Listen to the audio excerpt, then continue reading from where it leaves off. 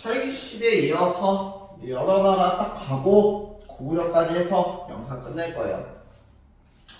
보면은 너무 추워 얘들아. 아무튼 여러 나라가 성장을 하게 됩니다.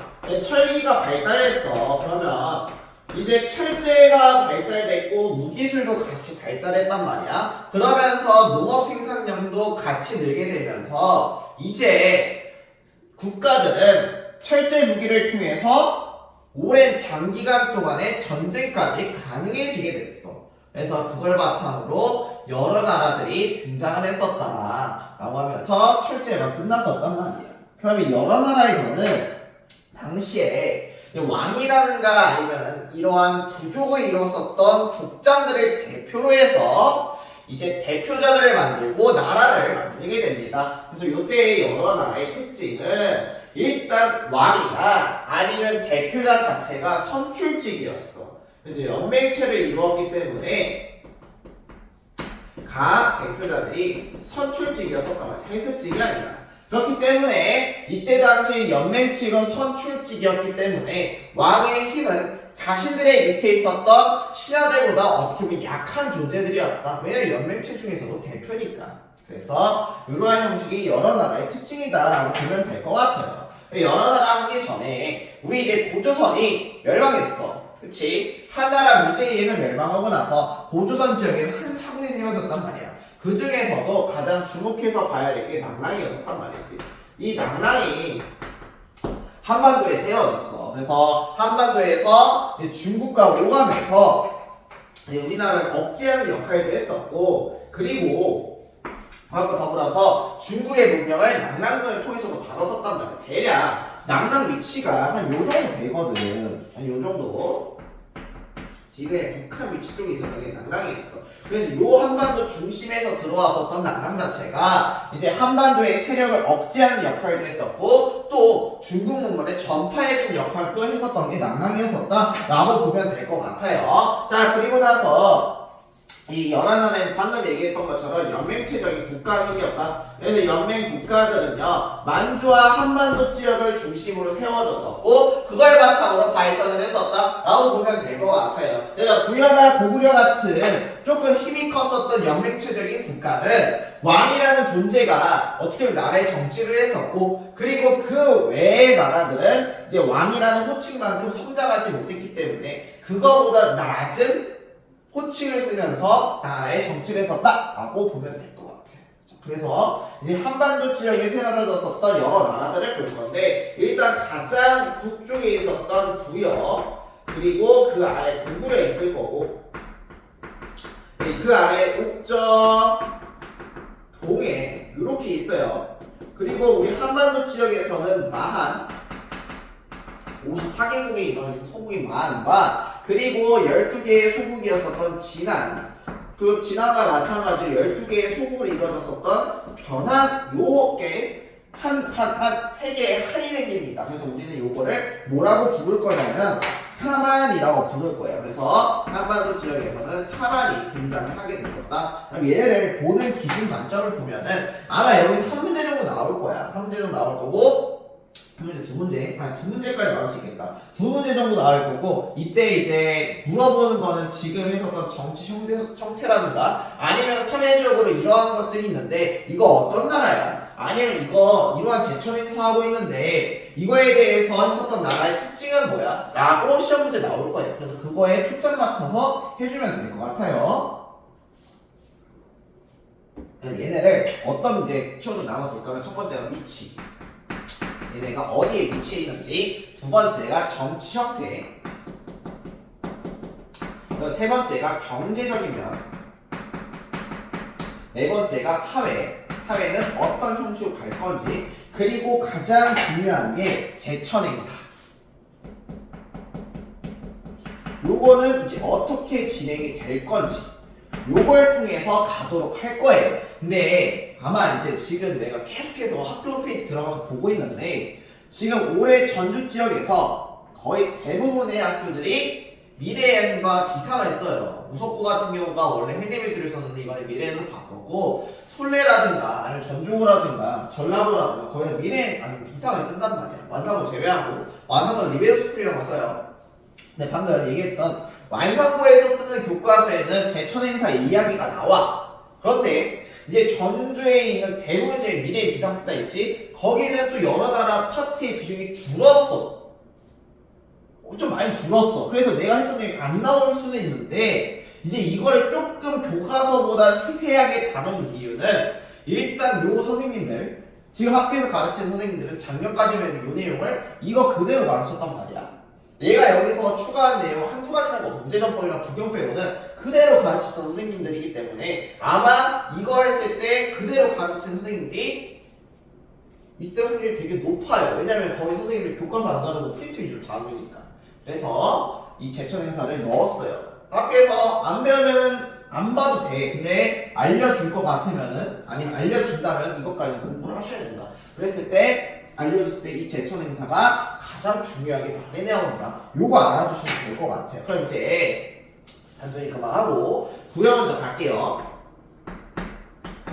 부여는요 지금의 이제 북한의 위쪽에 있는 이제 북한과 중국의 경계 중 하나인 그리고 예전에 간도 지역에 대해서 분쟁이 있었던 숭화강 있죠. 요 숭화강에서 자리를 잡았었던 게 바로 부여다. 정치적 형태를 보면은 얘는 왕이라는 호칭은 사용해. 하지만 이 왕보다 더욱더 셌었던 부가 있는데 그걸 이제 사출도라고 불러요. 요 사출도는 이제 마가, 무가, 저가, 부가라고 해서 이게 말, 소, 돼지, 개를 뜻하는 거야. 그러니까 어떻게 보면 얘네는 동물을 중요시 여겼었던 국가였던 게 부여였던 거지. 그래서 이 사출도에서 이제 왕을 선출해서 앉혔던 게 바로 부여였던 거야. 그러면 당시의 왕보다 사출도의 힘이 일단 더 컸겠죠. 그럼 이걸 보여주는 기록 중 하나가 이거 이제 너희 사료로 나오는 거야. 왕이 당시에 부여에서 흉년이 든다고 하면은 지금으로서는 이제 과학적으로 설명이 어느 정도 이제 가능하잖아. 뭐 구름이 없어가지고 비가 안 내려서 그렇다. 근데 이때 당시에는 흉년이 들어서 비가 안 내린다라고 하면은 왕이 정치를 똑바로 못했기 때문에 하늘이 노해서 그랬다. 그러니까 너 꺼져 하면서 왕을 내쫓거나 아니면 대부분 죽여버리겠다. 그래서 이 사출도에서 왕을 죽여 다시 재선출을 했었던 거야. 즉 이걸 봤을 때 왕보다 사출도의 힘이 압도적으로 셌었다를 알 수가 있었다라는 거예요. 아시겠죠? 부여에서는 일단 숭화 강에 위치해 있지만 아직까지 이 강을 통해서 농사를 짓는 기술이 그렇게 발전하지 못했어요. 그래서 얘네는요 밭농사를 중심으로 농사를 지었었고 그리고 이러한 사출도를 통해서 알 수 있는 게 얘네는 동물을 되게 중요시 여겼지. 그래서 얘네는 목축을 통해서도 경제생활을 했었다라는 것을 알 수가 있어요. 네. 그리고 부여하면은 가장 중요한 것 중 하나가 요 사회적인 면도 굉장히 중요해. 그래서 요거는 이제 꼭 외워둬야 돼요. 그 중에서도 가장 중요한 것 중 첫 번째로는 순장이라는 게 있어요. 이 순장이 뭐냐면 일단 귀족이 죽었을 때 그 귀족을 따르고 있었던 밑에 있었던 노비들을 같이 죽여버리는 게 순장이야. 이 순장의 논리가 뭐냐면 내가 평소에 할 줄 아는 게 정치 말고는 없어. 귀족인데. 그리고 내가 뭐 밥도 못 지어, 신발도 못 묶어, 옷도 제대로 못 입어. 그랬을 때 내가 죽고 나서 저승으로 갔을 때 내가 할 줄도 아는 게 없어갖고 쩔쩔매고 어쩌지? 이 생각을 했던 거야. 근데 일단 보통 사람들 같으면 못할 것 같으니까 나 열심히 지금부터 해봐야지 이렇게 생각을 할 거란 말이야. 그런데 이 또라이들은 어떻게 생각을 하냐면 그래 내 밑에 있는 애 죽여서 같이 저승 내려가면 되겠다 라고 해서 실시했었던 게 바로 순장이었었던 거다 라고 보면 될 것 같아요. 자 그리고 일책 12법이라고 있어요. 이 일책 12법이 뭐냐면 도둑질한 자는 12배로 배상해야. 근데 이거 주의해야 될 게 얘들아 여기서 도둑질한 자는 요거 보고 나서 고조선이네 생각하고 찍으면 안 되고 부여에서도 도둑질한 자는 보고 나서 이거 부여네 하고 가면 안 돼. 끝까지 읽어야 돼. 내가 예전에 한등검 시험 문제 풀다가 도둑질한 자는 보고 그냥 고조선 찍고 틀렸었어요. 유일하게 그거 틀렸었는데 그런 애들이 몇 명 있어. 그래서 요것들 조금은 중요시 여겨야 된다. 그래서 끝까지 읽어야 돼요. 그 다음에 있었던 게 형사 취소혼이라는 게 있어요.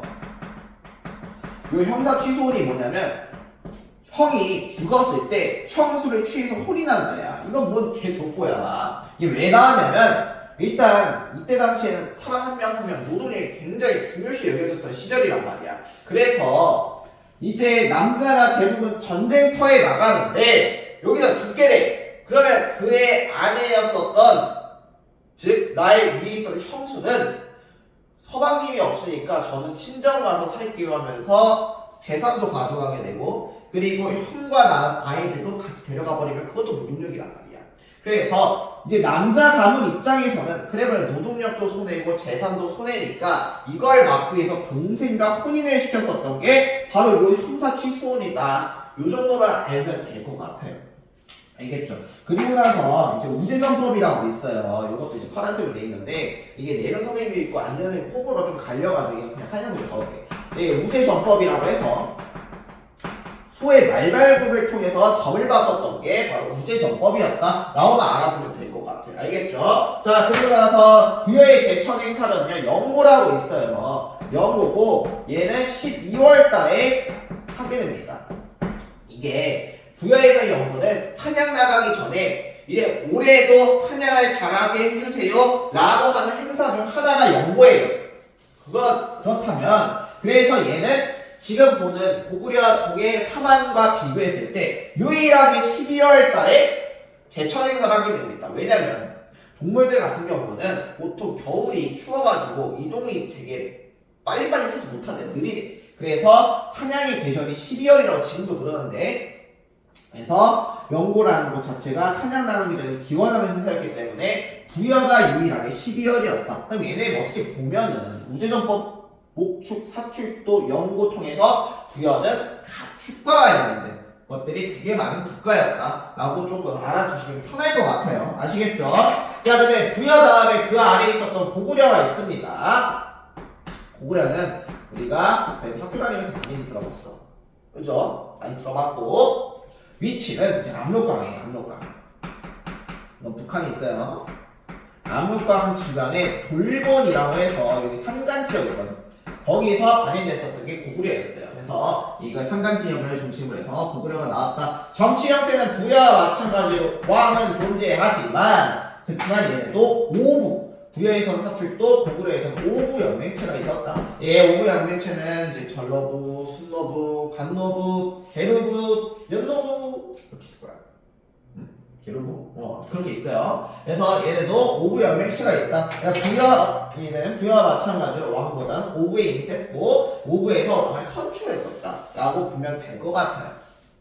얘는 경제적인 면은 산간 지역이기 때문에 반동사도 힘들어. 그래서 일단은 산간 지역이니까 가축들 많겠지? 동물들. 그래서 목축 위주로 하게 되고, 그리고 얘네는 약탈이었다. 그래서 이렇게 약탈하게 되니까 보통 약탈은 강자가 약자한테 하게 되지. 그래서 얘네는 어렸을 때부터 아니면 건국 초기 때부터 계속해서 약탈을 할 수밖에 없는 환경에 놓였어. 그렇기 때문에 싸움을 어떻게 보면 잘했을 수밖에 없었다라고 생각하면 돼요. 근데 주로 어디 약탈을 했었냐면 그 아래에 있었던 옥저라든가 동해를 주로 약탈을 했었다라고 보면 될 것 같아요. 자, 사회적인 면을 보면은 일단 고구려를 건국했던 사람이 주몽이에요. 근데 이 주몽이 부여에서 온 사람이란 말이야. 그래서 부여의 풍습 거의 그대로를 가져가서 있었어요. 뭐 일책 12법이라든가 형사 취소원이라든가 이런 것들을 그대로 가져가 있었고, 이제 고구려만의 독특한 사회적인 특징을 보면은 얘는 서옥제라는 게 있어요. 이게 뭐냐면 이제 남자랑 여자랑 결혼하잖아. 근데 이때 계속해서 이야기하지만 이때는 사람 한 명 한 명 자체가 노동력은 소중해. 그러니까 여자 집안 입장에서는 내 딸이 결혼해서 남자 집안에서 살게 되면은 우리는 노동력 하나를 잃게 되는 거야. 그래서 신랑 측에서 그거에 대한 보상책으로 그럼 우리 아들이 결혼하기 전까지 여자 집에 가서 살게 할게요 라고 하면서 결혼 전까지 남자가 여성 집에서 사는 걸 서옥제라고 불러요. 그리고 그 사람들이 예비 부부가 이제 따로 머물렀던 곳을 서옥이라고 부르는 거야. 그래서 서옥제다라고 이야기를 했던 거다. 그리고 고구려는 약탈국가라고 했죠. 약탈국가였기 때문에 어느 정도 식량을, 약탈을 크게 할 수밖에 없어. 그래서 그거를 보관했던 곳을 우리는 부경이라고 부른다. 이건 지금의 창고의 개념이다라고 보면 될 것 같아요. 창고의 개념. 고구려의 제천 행사는 동맹이에요. 동맹. 봐봐. 고구려 약탈 겁나 많이 한다고 했지. 그럼 미움 많이 사지. 얘네가 미움 많이 사는 도중에 계속 약탈하면 뒤통수에 배신자가 없어야 된단 말이야. 그래서 우리 서로 끈끈하게 해요. 동맹 맺읍시다 라고 하면서 외워주면 편할 것 같아. 동맹. 고구려 이때 10월이다. 부여만 12월이에요. 물론 마는 2개, 5월, 10월 있지만 그냥 고구려 10월이다. 이것도 알아두면 될 것 같아요. 자, 고구려 밑에 여기다 옥점 할게요. 옥점. 자, 옥점 보면은 위치는요, 지금의 함경도 지역이에요. 함경도. 이게 지금 혼자 영상 문제 아무도 없어요. 지금 아무도 없는 상황에서 몇 시야 지금 12시 10분 전인데 막 찍다 보면 무섭긴 해. 막 갑자기 옆에서 막 이상한 소리 들리고 하거든. 그래서 내가 갑자기 휙휙 도는 이유가 어디선가 소리가 들려. 근데 좀 무서워. 그래서 그냥 도는 거예요. 자, 아무튼 옥점은 함경도 지역에 나왔었고 부여와 고구려만큼 그렇게 힘이 세지 못했어요. 얘는 왕이나 호칭을 쓸 수가 없어서 이제 다스리는 정치자를 을급이나 아니면 삼루라고 불렀었다. 그래서 주로 경제적인 거는 얘가 바닷가 근처에 있었기 때문에 얘는 소금이라든가 아니면은 해산물을 중심으로 경제 활동을 했는데 이마저도 거의 누구한테 뜯긴다? 고구려한테 뜯겼었다 라고 보아주면 될 것 같아. 자, 그래서 사회적인 묘를 보면은 얘가 민며느리제라고 있어요. 민며느리제. 이거는 고구려의 서읍제랑 비슷한 형태인데 이거 고구려 서읍제랑 좀 많이 애들이 헷갈릴 때가 많아. 고구려의 서읍제는 일찍이 결혼하기 전에 남편이 여자 집에 가서 사는 거잖아. 민며느리제는 일단 여자아이가 남편 집에 10살 이상의 여자아이가 남편 집에 가서 미리 사는 거야. 결혼하기 전부터. 그럼 사실상 조언이야. 일찍 결혼했던 조언인 거지. 그래서 이걸 민며느리제. 그래서 고구려의 서읍제랑 옥조의 민며느리제랑 일찍이 결혼하기 전부터 가서 사는 건 맞지만 성별도 바뀌었었다. 그래서 성격도 아주 다르다라고 보면 돼. 왜냐면 이때 민며느리제가 매매혼이었을 거다. 그러니까 살기 힘드니까 미리 내 딸 팔아서 돈 받았을 거다라는 그런 이야기도 많아요. 그래서 그런 느낌도 있었다. 얘네는 이상하게 그것과 이제 가족 공동묘라고 있어요. 이렇게 매매혼도 수용을 하지만 가족끼리 되게 끈끈했어. 그래서 가족이 동시에 묻는 가족 공동묘도 했었던 게 바로 옥조의 특징 중 하나다. 옥조는요 있었는지 모르겠어요. 근데 기록상 남아있는 게 없어서 제천에는 없다 라고 봐주면 될 것 같아요. 자, 그 다음에 이제 동해 갈게요.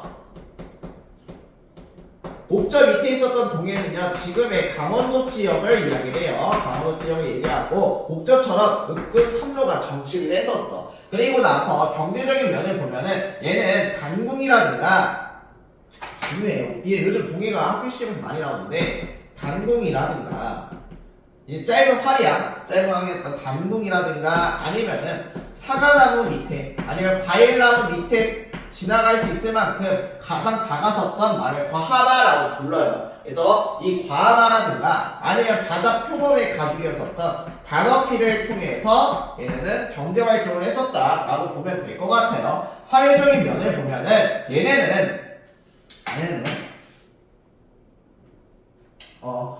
책파라고 있어. 책파. 이 책파가 뭐냐면 여러분들 이제 학교 다닐 때 초등학교 시절 때 옆에 짝꿍 있을 거란 말이야. 그러니까 보통 초등학교 때 이성 친구지. 이성 친구다 보니까 이게 책상끼리 무슨 선 하나 생기잖아. 그럼 거기 넘어오지 말라고. 이거 넘어오면 내 거다라고 하잖아. 그거랑 비슷한 게 이 책파야. 그래서 이제 부족들마다 선을 지은다. 그러니까 경계를 해놓고서 그거 넘으면 우리 거다라고 얘기했던 게 바로 책파였던 거지. 그리고 나서 동해에서는 조계혼이라는 게 유행을 하게 됩니다. 선행이 해야겠대요.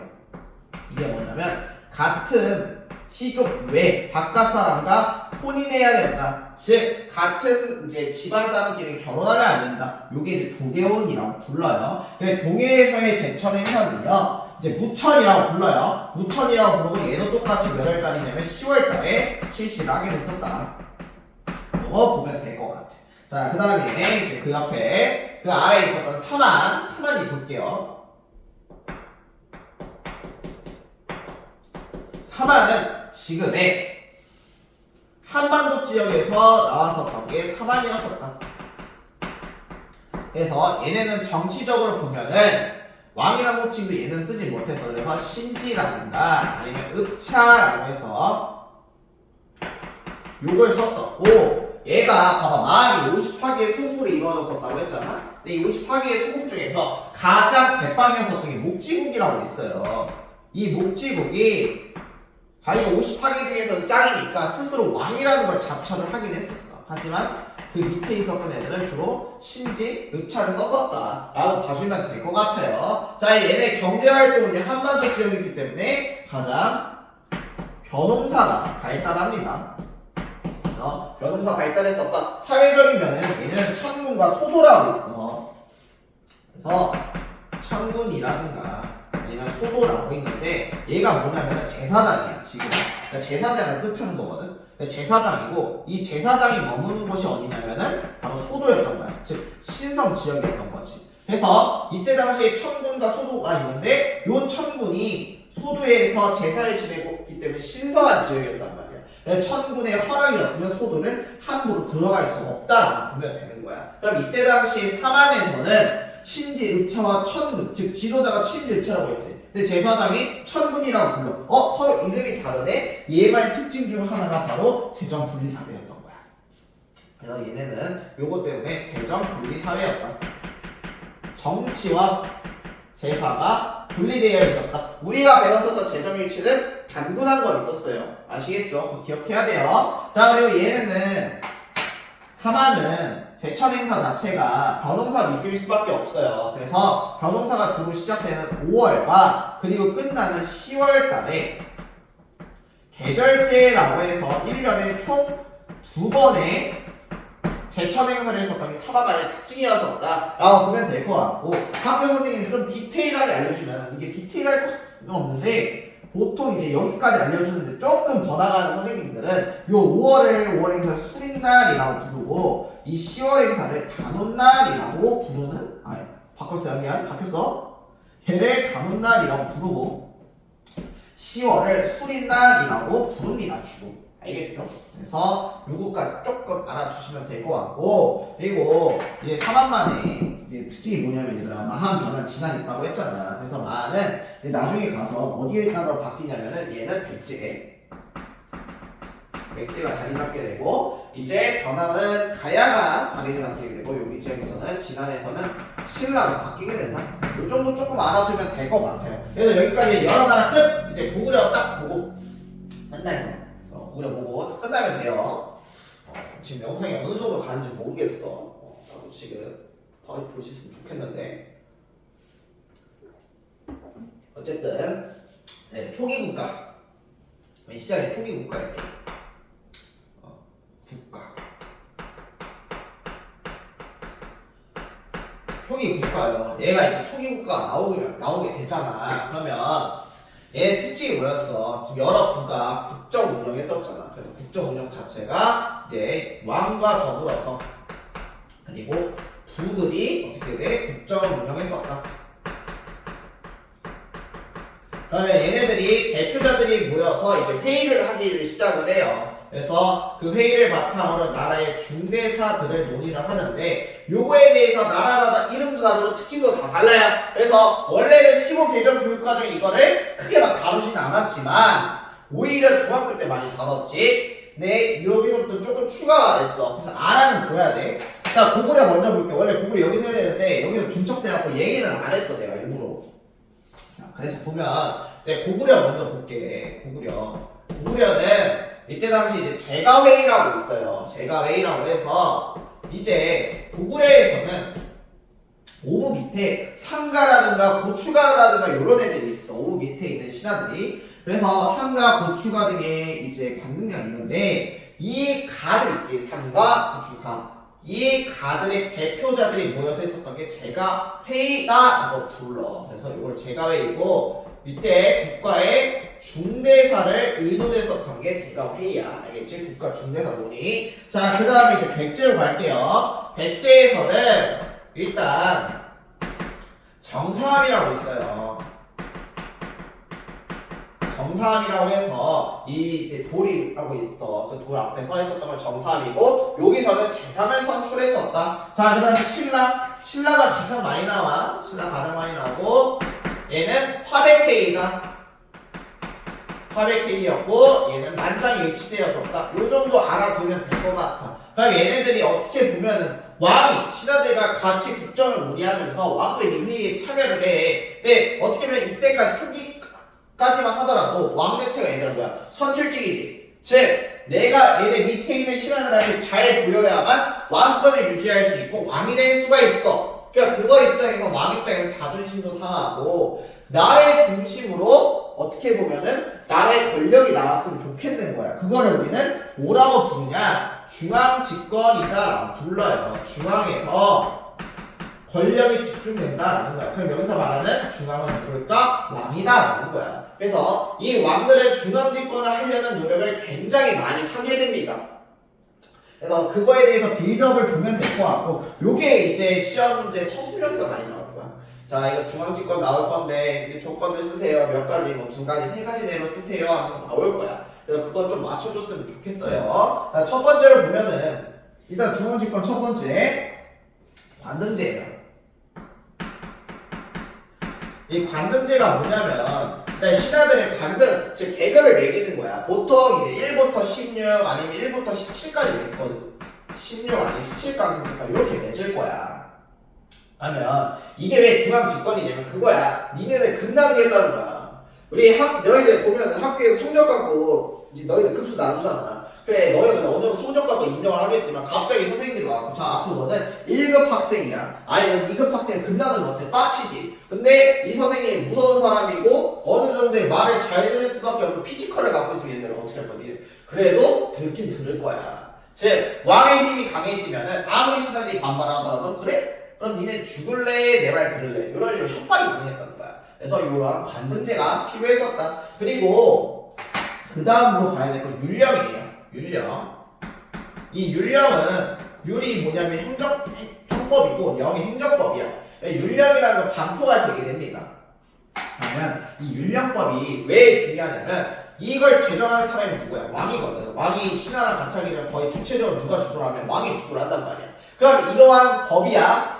형법과 행정법은 누구 중심으로 나오게 될까? 왕 중심이야. 그렇기 때문에 이것도 굉장히 중요하다. 이것도 중앙집권의 하나고, 그 다음에 이제 불교입니다. 불교 수용. 요 불교 수용 자체가 왜 중요하냐면 불교에 가장 중요한 사상이 있어요. 이거 중학교 때도 배웠었던 건데, 요 이제 왕족불이라고 부릅니다. 왕이고 부처다. 요게 어떻게 나왔냐면 이제 불교에서는 해탈이라고 해서 이제 내가 계속해서 메비우스의 띠처럼 죽었다 살았다 죽었다 살았다 요걸 반복하는 삶을 벗어나는 걸 해탈이라고 불러요. 그리고 그거에서 벗어났던 사람을 이제 깨달음을 얻은 자들이다 라고 이야기를 하는데, 이거에 대해서 얘네가 윤회를 반복하면서 결국에는 해탈을 하게 되고 다시 재탄생이 든 게 부처라고 이야기합니다. 그리고 현생에서의 부처는 바로 나라를 다스리는 왕이다라고 이야기를 하는 거야. 그러니까 왕족불이라는 사상이 나오게 된 건데, 그러면 이게 삼국시대나 아니면 초기 국가 형태에서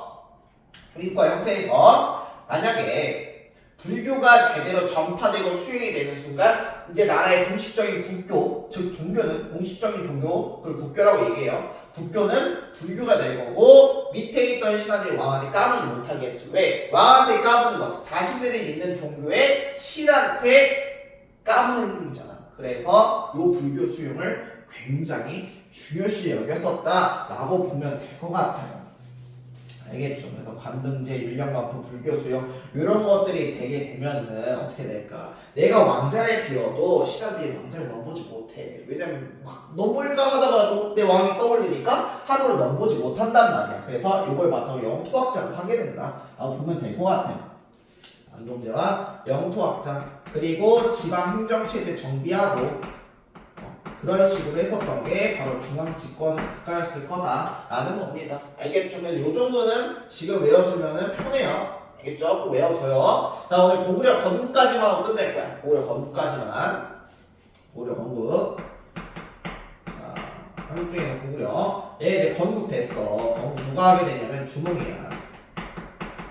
주몽편화는 중학교 때 들어가서 알 거야. 근데 한번 더 얘기할게요. 얘 주몽의 어머니는요, 무례신 화백의 딸이고요. 무례신 화백의 딸. 아버지는 하늘의 왕자 해모수였어요. 어느 날 유아가 목욕을 하고 있는데 해모수와 눈이 마주치게 되고 그러면서 서로 첫눈에 반했다라고 합니다. 근데 이때 당시 연애라고 하면 가문과 가문의 허락이 있어야 돼. 그 전에 연애했던 순간 가문의 수치다라고 이야기를 했었대요. 그러니까 이제 유아랑 해모수가 가문의 동의도 없이 몰래 만나다 보니까 그의 아버지였던 무례신 화백이요, 너는 우리 가문의 수치라 하면서 유아를 내쫓게 됩니다. 그러면 유아가 흑흑하게 되면서 쫓겨나게 되고 해무선 아물락하고 도망가 버리게 돼요.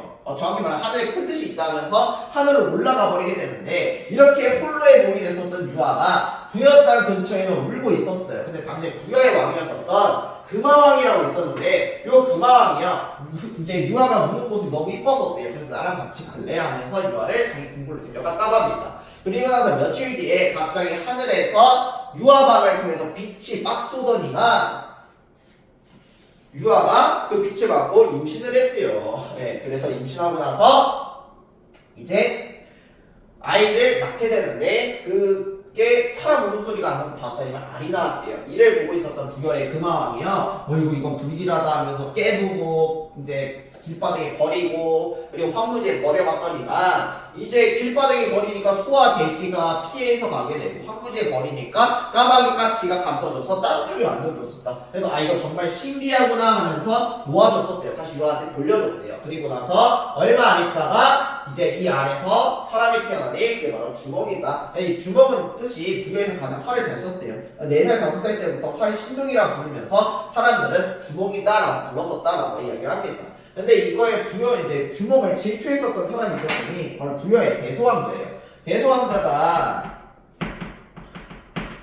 주몽을 겁나게 질투를 합니다. 그래서 주몽을 죽일 위기까지 처하게 만드니까 이제 주몽이 자기가 죽을 걸 얘기하고 미리 집에 가서 자신의 부인과 어머니한테 절을 합니다. 그래서 대소가 저 죽이려고 합니다. 그래서 전 도망쳐야 될 것 같아요 라고 하면서 말이 우리 협보 요 3명의 친구와 같이 도망을 치게 되고 그 자리를 잡은 곳이 어디냐 바로 아까 얘기했었던 요 졸본 지방이에요. 그래서 이때 졸본 지역에 정착을 해서 당시에 소선호라고 있어요.